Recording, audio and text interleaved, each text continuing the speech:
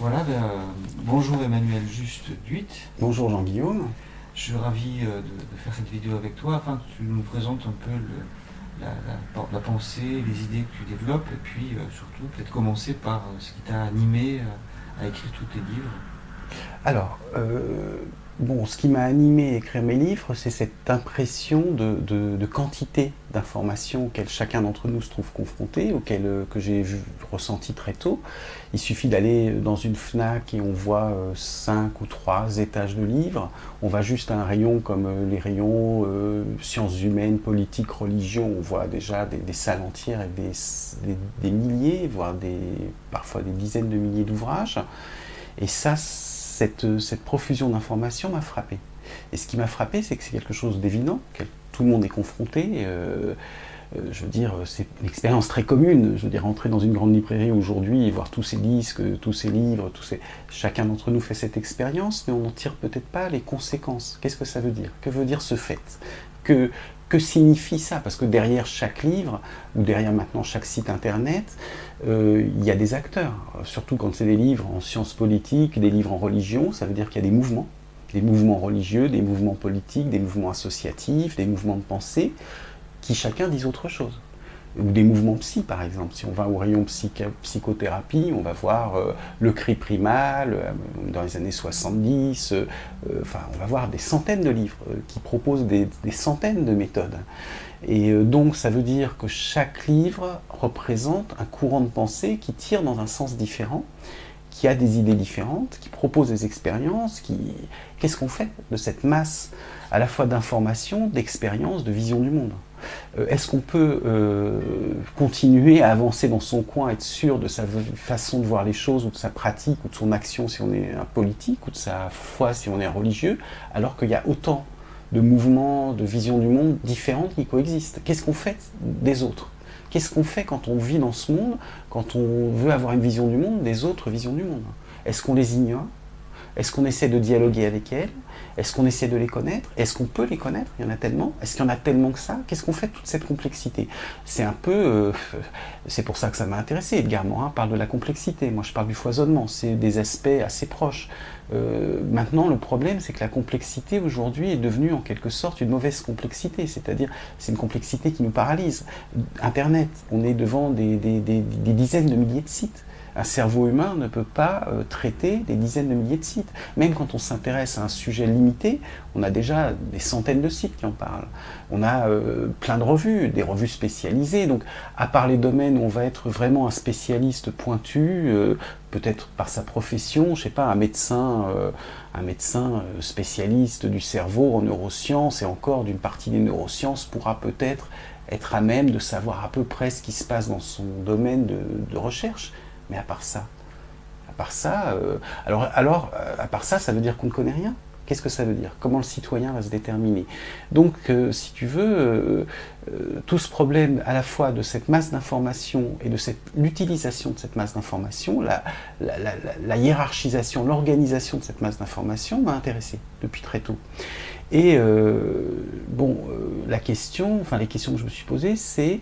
alors, il y a eu, disons, on pourrait dire d'une manière, au niveau de la civilisation, je pourrais donner des exemples là-dessus, des effets concrets de cette masse d'informations. Parce qu'on va dire, oui, mais c'est un problème, disons, théorique qui se pose finalement à des spécialistes, les spécialistes de l'information, des banques de données, presque des ingénieurs qui réfléchissent aux sciences de l'information. C'est pas un problème qui touche le public finalement, qui touche à la limite le citoyen. Je pense que si. Alors, je vais prendre des exemples très simples là-dessus, peut-être on pourrait prendre toutes sortes d'autres exemples.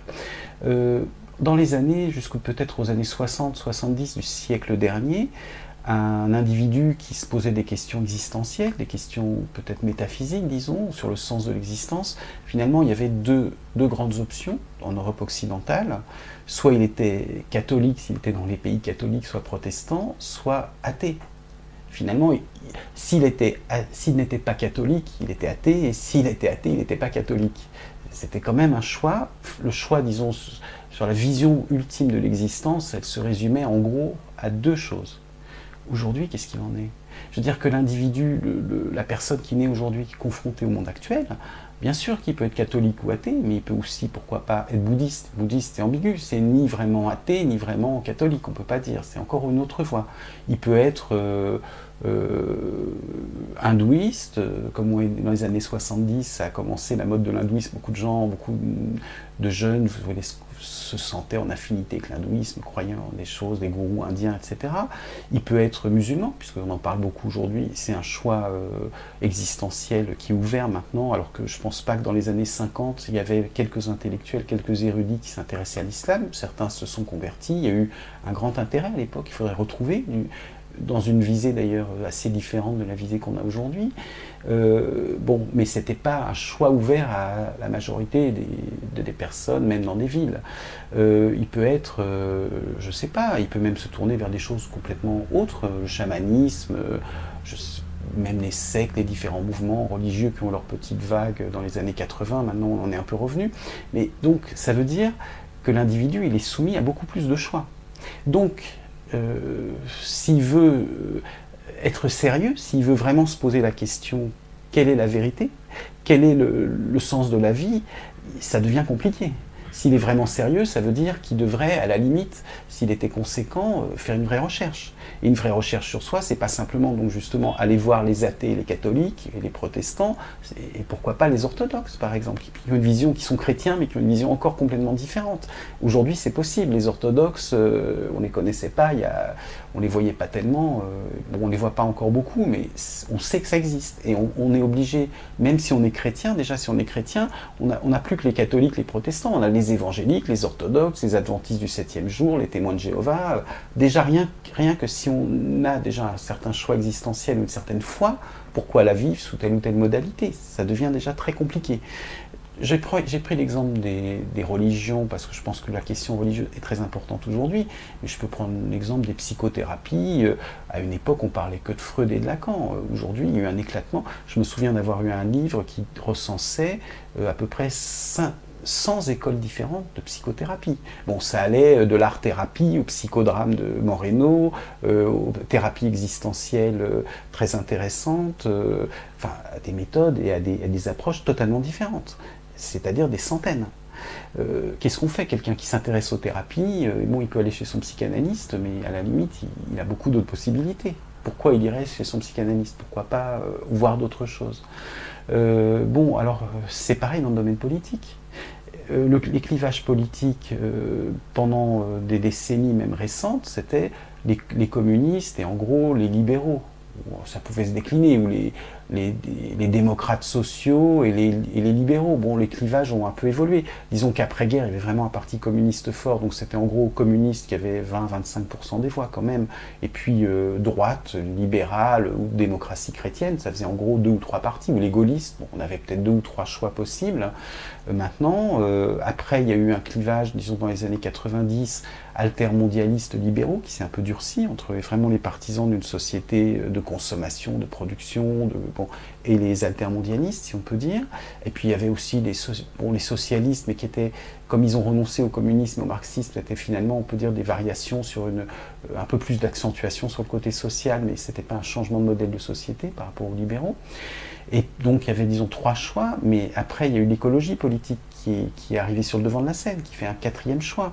Ensuite il y a les questions sur les croissants et les décroissants, les décroissants, qui sont marginaux évidemment, mais si on veut faire une enquête sérieuse sur les choix de société possibles, les visions de l'économie possible, on est obligé d'en tenir compte. On ne peut pas dire, même s'ils ont très peu de pourcents, ils existent, et ils ont des idées à proposer qui sont complètement d'autres modèles. Est-ce qu'on peut, par exemple, éliminer les marginaux? Est-ce qu'on peut dire, ça fait trop de choix, c'est trop compliqué, donc j'élimine d'emblée des gens? Mais sur quels critères?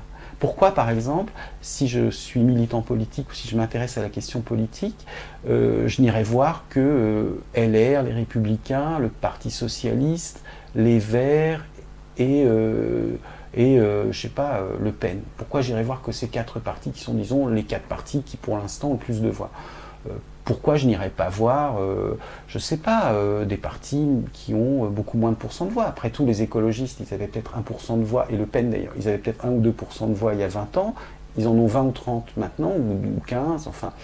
Bon, est-ce que c'est un critère, le nombre de voix que remporte un parti pour juger de son intérêt? Est-ce qu'au contraire, ce n'est pas des petits partis qu'on ne voit pas aujourd'hui qui auront des réponses complètement innovantes et qui détermineront, certains éléments politiques très importants du débat dans 20 ans? Je ne sais pas. Donc, justement, ça c'est un des problèmes typiques qu'on a. Comme on a un champ d'information trop vaste, on élimine. L'individu élimine d'emblée certaines possibilités. Et donc, par exemple, il va se dire dans le domaine religieux, souvent par rapport à la famille et la tradition à laquelle il est rattaché, il va n'aller voir que certains acteurs. Donc il va aller voir quelqu'un qui est né dans une famille chrétienne, dans un quartier de centre-ville, avec une certaine culture, etc. S'il se pose des questions existentielles, il ira voir du côté de l'athéisme, du côté du christianisme, peut-être du côté du bouddhisme s'il est vraiment curieux, et peut-être du côté de l'islam, parce que maintenant on en parle beaucoup. Il ira voir 4 choix. Bon. Mais encore, peu de gens font ça. Très peu de gens font ça. En général, si quelqu'un a un problème, une question existentielle qu'il taraude, il va aller voir la religion dans laquelle il est issu, peut-être qu'il va découvrir tout d'un coup une religion, une spiritualité qu'il ne connaissait pas, il va rencontrer par hasard, souvent à la limite, ou au gré d'Internet, ou au gré d'une émission de télé, un courant spirituel, et en gros, il va mettre en balance ce qu'il a connu par tradition et par famille, et ce nouveau courant spirituel. Donc finalement, il va hésiter entre 2 choix. Mais c'est infiniment limité, 2 choix, alors qu'il y en a en fait 5 si on voit les grandes religions de l'humanité, 5 ou 6 si on voit les grandes religions de l'humanité, et 200 si on englobe toutes les spiritualités, etc.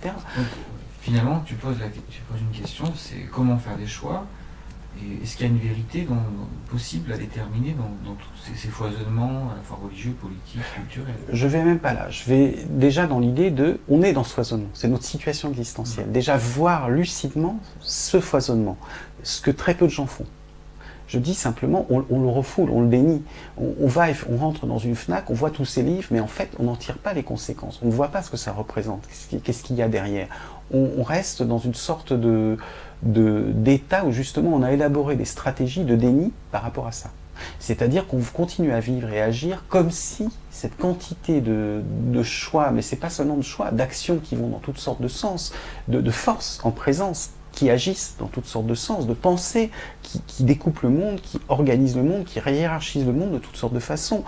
On fait comme si ça n'existait pas.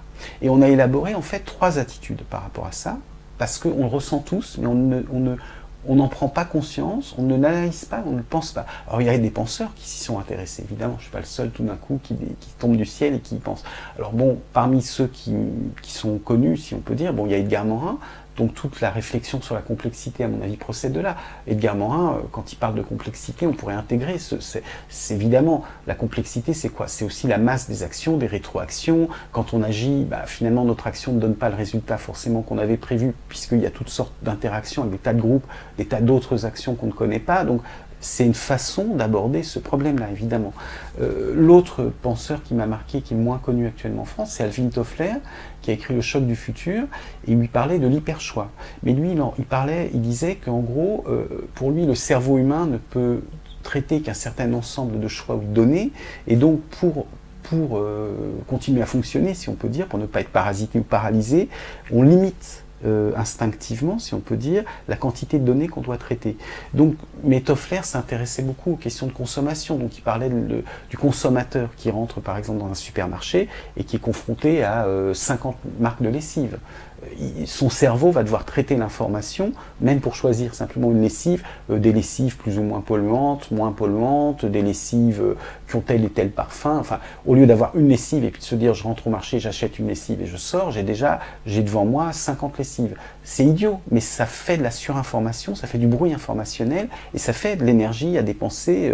Donc Toffler disait comment on fait pour sélectionner ça. Il parlait de style de vie. Il pensait que les individus ont élaboré ce qu'il appelle des styles de vie, par exemple le style de vie du rocker, le style de vie du cadre dynamique, le style de vie du baba cool, le style de vie un certain nombre de styles de vie qui restreint les choix. Parce que au lieu d'aller voir tout ce qui existe et de considérer tout ce qui existe, la personne qui a un certain style de vie, par exemple un certain style vestimentaire, va pas aller voir d'autres vêtements. Donc il va tout de suite restreindre le nombre d'objets à examiner et son cerveau va restreindre son travail par cela même. C'est-à-dire que son cerveau ne va plus traiter qu'un ensemble d'informations gérables. Parce qu'il aura dit, j'ai un style de vie. Mais Toffler a une pensée très importante, mais il ne parle pas des choix religieux, spirituels, politiques, des modes de vie alimentaires, des choix éducatifs qu'on fait si on a des enfants et d'entre quel type d'école, quel type d'éducation on va les mettre, des choix entre psychothérapie. Il parle de choix du consommateur, de la personne qui va choisir des loisirs par exemple. Donc sa pensée s'applique très bien entre les bouquets là où il y a 100 ou 150 chaînes de télévision, des choses comme ça. Mais moi j'applique ce problème de l'hyperchoix au choix existentiel. Qu'est-ce que deviennent nos choix philosophiques? Qu'est-ce qu'on fait en tant que sujet qui est placé devant des grandes questions de la vie, de la mort, du sens de la vie, de ce qu'on doit faire comme action ou ne doit pas faire d'ailleurs. Moi je me place de ce point de vue-là. Donc que doit faire le sujet dans cette situation-là, le sujet pensant qui est dans sa nudité, qui ne sait pas, qui est dans l'incertitude de la condition humaine, qui est face au mystère de l'univers, qui est jeté là dans cet univers, dans ce chaos. Qu'est-ce qu'il fait face à ce chaos? Alors il y a eu, à mon sens, il y a 3 stratégies que l'être humain tend à mettre en place dans ce type de situation. Bon, il y a comme stratégie, je dirais, le militant. C'est-à-dire, c'est un individu, à mon avis, qui en général, bon c'est schématique, hein, en général, disons, ne se pose pas le problème, continue comme avant. C'est-à-dire, il trouve une vision du monde, ou une vision politique, ou une vision religieuse qui lui paraît vraie, donc il trouve des arguments à son avis qui valident sa vision des choses, et il milite pour faire triompher cette vérité. Donc par exemple, ça va être la personne qui rentre dans les partis, enfin pas l'électeur de base, hein, le militant qui est convaincu, le militant libéral, le militant écologiste, le militant trotskiste, etc. Bon, le militant, c'est quelqu'un qui veut agir, qui n'accepte pas forcément, qui a des convictions, qui a une valeur de conviction, qui ne se résout peut-être pas à ce que le monde aille mal comme il va mal, donc qui n'est pas satisfait ou forcément du monde tel qu'il va, qui veut améliorer les choses, donc il a des côtés estimables évidemment. C'est quelqu'un qui veut s'engager, ce que tout le monde ne fait pas, qui est prêt à donner du temps pour faire avancer quelque chose, mais qui agit, qui espère que sa vision des choses, il lui paraît tellement vraie, tellement évidente, qu'il pense que tout le monde va partager cette évidence. Il pense que c'est une question de convaincre les autres. Et le problème du militant, c'est qu'il va se heurter à des gens comme lui, qui sont des militants qui vont dans un autre sens. Chaque militant a un contre-militant. Donc le militant libéral ou le penseur ou l'activiste ou la personne qui croit au libéralisme, il va se heurter à l'antilibéral. Mais l'antilibéral de même va se heurter au libéral. Le communiste, il va se heurter à l'anticommuniste. Le militant religieux d'une certaine religion, il va se heurter aux gens qui ont une autre vision religieuse ou anti-religieuse ou athée. Et donc chacun, dans son coin, va avoir effectivement, va accumuler des bons arguments, va être de plus en plus convaincu de l'évidence de ce qu'il pense, va se renforcer dans son évidence en allant voir les sites internet qui vont le confirmer, en se renforçant, en allant dans sa structure militante, en restant entre militants qui se montent la tête un peu à se dire qu'ils ont raison et qui vont trouver de plus en plus d'arguments pour dire qu'ils ont raison, que les autres sont des cons qui n'ont rien compris, mais les autres fonctionnent sur le même modèle. Donc on va avoir des atomes, en fait, durs les uns les autres, comme des boules de billard qui se heurtent les unes les autres, et ça fait une sorte de jeu comme ça, les militants se heurtent aux militants. Alors bien sûr, certains vont espérer que leur parti, leur mouvement, leur religion va s'imposer au monde, va convaincre toute l'humanité. Mais moi, ayant eu la curiosité de chercher à rentrer dans les univers intellectuels et mentaux de différents types de visions du monde, de différentes religions, de différents partis politiques, je me suis aperçu que la plupart, peut-être pas toutes, mais la plupart avaient de bons arguments. Que à peu près n'importe quel parti politique est inspiré par une pensée derrière, par une philosophie derrière, et accumule derrière lui des expériences, des arguments bien rodés, des stratégies de discussion qui sont solides. Donc, quand vous faites partie d'un parti politique, vous êtes naïf si vous pensez que ceux d'en face, ils vont pas avoir non plus des arguments, des choses à vous rétorquer, des idées, etc. Maintenant, si on prend le domaine religieux, c'est pareil. Quand vous êtes dans une religion, vous découvrez souvent, en approfondissant la culture de votre religion et autres, qu'il y a beaucoup de choses dans votre religion, beaucoup d'arguments qui valident votre religion, et des expériences, puisque les religions, c'est pas qu'une question d'arguments intellectuels. Les gens qui participent de ça, il y a des saints hommes, des saintes femmes, il y a des gens qui qui font le bien autour d'eux, il y a des gens qui ont des expériences intérieures de contact avec le divin ou la transcendance, c'est très riche. Donc plus vous allez approfondir votre religion, plus vous allez être convaincu que c'est très riche, vous allez aussi voir les complexités, vous allez peut-être aussi pouvoir prendre aussi du recul, parce que vous allez voir qu'il y a eu des controverses au sein de votre religion, de votre mouvement, etc. Vous allez voir aussi, vous allez gagner en subtilité, mais en fait, les autres religions auront autant d'expériences, autant de controverses, autant d'arguments, et des religions qui disent vraiment pas la même chose.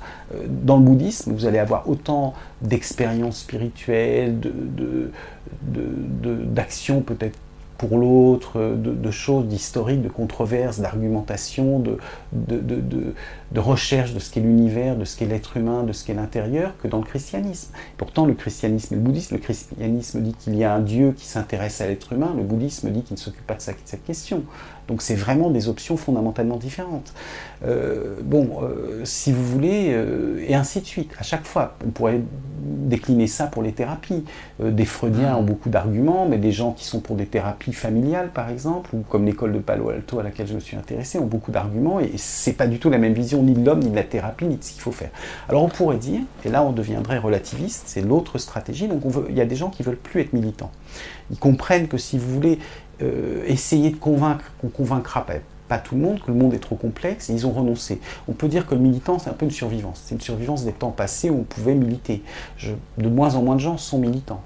De plus en plus de gens prennent une autre stratégie existentielle, que j'ai appelée un peu le relativisme, c'est-à-dire qu'ils se disent, ils renoncent quelque part, ils se disent c'est pas la peine, ils sentent quelque part, oui parfois ils le disent, qu'ils peuvent plus affirmer une vérité. C'est plus trop possible aujourd'hui, qu'une vérité sera toujours partielle, parcellaire, qu'on est dans un monde trop complexe. Donc ils se disent plus, en tout cas d'une manière très affirmative, catholique ou athée même, ou communiste, ils se disent plus grand-chose.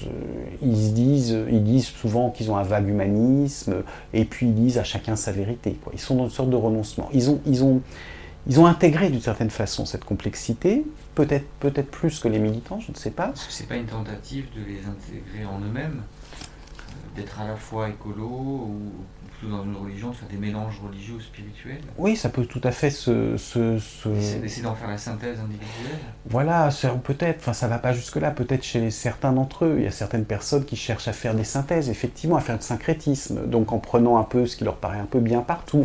Chacun fait un peu son cocktail, mais ce sont plus des gens qui vont adhérer d'une manière, je dirais, déterminée et affirmative à quelque chose. Ça va être des gens qui sont beaucoup moins sûrs d'eux, qui essaient de s'arranger, de bricoler quelque chose pour eux-mêmes qui va marcher.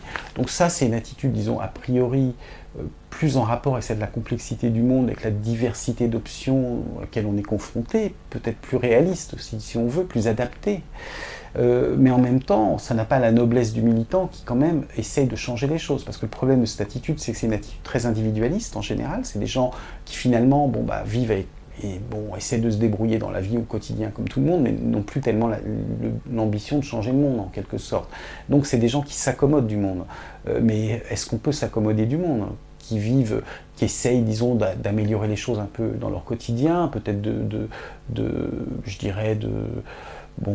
se faire un peu de sport, de faire des loisirs, de trouver dans leurs loisirs des choses qui les épanouissent. On voit bien qu'ils travaillent. Mais si vous voulez, ça manque un petit peu de grandeur. Et puis, est-ce que c'est possible ? Est-ce que le monde ne va pas trop mal pour rester comme ça ? Vu le nombre de gens qui meurent de faim, vu les problèmes écologiques qui s'amoncellent, vu les problèmes même du système financier international qui peut-être craquer, est-ce qu'on peut rester dans cette sorte d'attente et de désengagement du politique ? Est-ce qu'on peut attendre que ça se passe en quelque sorte ? Est-ce que ça va se passer bien ? Le problème, c'est que ces personnes-là, elles laissent un peu le monde aller tel qu'il va. Elles sont modestes, si vous voulez. Elles ont accepté qu'elles ne pourront pas changer les choses, mais ce renoncement, en fait, il laisse à ce moment-là place, il faut quand même, au monde tel qu'il est. Il suppose que le monde tel qu'il est, il continuera à aller comme ça, ce qui n'est pas sûr. Il peut y avoir une crise majeure qui nous oblige vraiment à trouver d'autres modèles, une crise écologique, une crise de notre modèle de société, et donc on ne pourra pas simplement continuer comme ça. Et puis tout simplement, est-ce que c'est très noble de vivoter comme on vit dans nos sociétés développées, alors qu'il y a quand même toute la souffrance dans les pays du Sud, qu'il y a quand même toute la situation, et puis il y a tous les pauvres même chez nous, les SDF, etc., ne rien faire pour ça, est-ce que c'est bien quoi ? ça pose des problèmes moraux presque, d'égoïsme, de bon. Maintenant, il y a une troisième option, justement, ce serait une option encore plus évoluée, pourrais dire. Donc vous avez le militant de base qui, en quelque sorte, de base ou pas, qui en quelque sorte veut imposer sa vérité, continue à croire en une vérité, ou en une vérité politique, ou en une vérité religieuse ou autre, et qui avance, qui fonce, mais qui va finalement se heurter aux autres, et est-ce que ça va faire beaucoup avancer les choses? C'est pas sûr. Il y a la personne qui ne croit plus en des vérités, qui relativise, qui dit en gros tout se vaut, chacun son opinion, chacun fait ce qu'il peut, qui vivote comme ça, mais qui laisse le monde continuer tel qu'il va et peut-être aller à sa perte ou aller vers des crises majeures, déjà au niveau mondial, mais même au niveau local, qui laisse les gens SDF, qui s'occupe en gros de sa famille, mais pas plus. Donc qui moralement, on peut se demander si c'est super. Et puis il y a la troisième personne qui dit, qui acte qu'il y a plus de grandes idéologies et qui adhère, et qui est assez humaniste, si on veut, et qui décide de faire une action pour les autres, une action d'amélioration du monde local. De terrain, par exemple, ça peut être des gens qui aident les restos du cœur, ça peut être des gens qui... Donc ça, c'est évidemment l'attitude, à première vue, la plus positive, évidemment, qui fait... Maintenant, il y a les questions des réfugiés, qui dit, tiens, on va aider des familles, il y a des familles de réfugiés qui arrivent dans ma région, on va essayer d'aller les voir, discuter avec eux, les aider un peu à s'intégrer, à se sentir mieux là où ils sont. Enfin, c'est des actions, je dirais, humaines de solidarité, qui peuvent d'ailleurs prendre de l'ampleur. Donc là, c'est un peu l'idée que plein de petites actions humaines comme ça, localement, plutôt que de grandes idéologies, c'est l'idée de Coluche, en fait. Je vais pas te faire de grands discours, je vais te donner un peu à manger, et puis voilà, quoi. Donc, on en est un peu là. On en est dans ces actions humaines qui seraient finalement peut-être la manière la plus crédible d'arriver à un monde meilleur sans retomber dans les errements idéologiques. Parce que le problème, quand on a des trop grands projets, des trop grandes visions du monde et qu'on veut convaincre les autres, le fanatisme n'est pas loin, et puis on voit où ça nous a mené, guerre de religion, guerre idéologique du XXe siècle, on n'a plus trop envie de ça non plus. Donc finalement, est-ce que c'est pas la meilleure attitude de faire ce qu'on peut faire de bien autour de soi, et puis d'espérer que toutes ces mini-actions, ces micro-actions vont converger, vont faire un monde meilleur qui va petit à petit s'élever en niveau de conscience, en niveau de solidarité. Par exemple, les gens qui consomment autrement, manger bio, etc., qui, eux, participent indirectement aussi à de nouvelles filières, de la production plus éthique. Tout ça amène effectivement un certain changement de société. Mais je pense que ça ne répond pas à la grandeur, à l'ampleur de grands dossiers et de grands défis auxquels on est confronté. Pourquoi? Parce que l'individu, bien sûr, il peut au jour le jour faire des actions meilleures, mais sur les grands choix, ils n'ont pas disparu.